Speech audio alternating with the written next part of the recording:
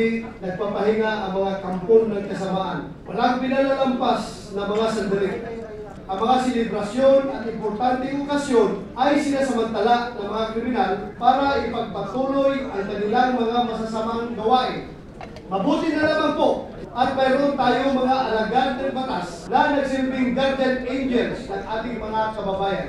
On December 31, 2024, the two most wanted criminals in Zamboanga Peninsula opened fire on Police Senior Master Sergeant Ryan Mariano. Meanwhile, Bureau of Correction Officer 1, Delvin Magnay, was passing by when the shootout ensued.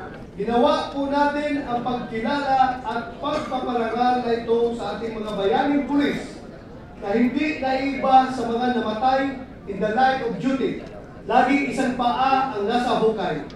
Pareho sila nagbuwis ng kanilang buhay. Mahirap po ang buhay ng isang pulis. Nagkalat po ang banta mula sa mga kriminal. Lubos ang aming pasasalamat sa inyong sakripisyo at dedikasyon na panatilihing ligtas ang ating publiko at komunidad. Isina sa titik natin ang ating pagkilala at pagpaparangal habang buhay na kung nakaukit sa talaan ng Senado. Hindi lamang ang ating pagpapasalamat, kundi ang kabayanihan ng ating mga pulis.